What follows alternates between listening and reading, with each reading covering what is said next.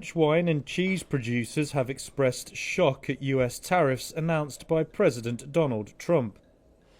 He unveiled a 10% minimum tariff this week on most goods imported to the US, with a higher 20% rate for the European Union. It's intensified a global trade war that threatens to drive up inflation and stall US and worldwide economic growth. Sales of French wine and spirits are expected to slide at least 20% in the US, according to French groups and officials. They also warned of mass layoffs in regions like Cognac, where French brandy is produced for export. CEO of Champagne Leclerc-Briand, Frédéric Zeimat, said the Champagne region could also have a real problem if tariffs continue. That would be the end of the US market, and the problem is the American market for the whole of the Champagne region is 25 to 30 million bottles a year.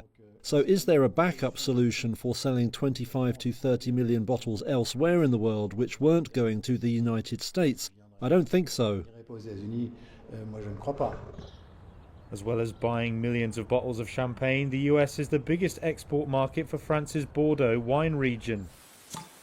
And while a threatened 200% tariff has remained outstanding for now, industry bodies say levies are high enough to hurt the sector. Also, the US market for French dairy products, including cheese, has doubled in the last 15 years.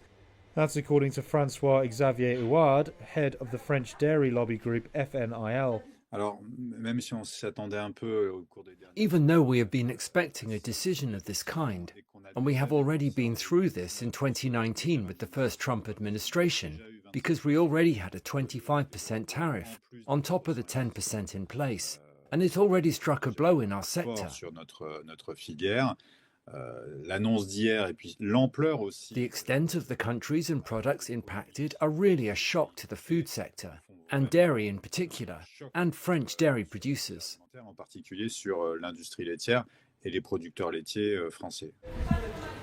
He added the US market for his sector was worth $388 million last year.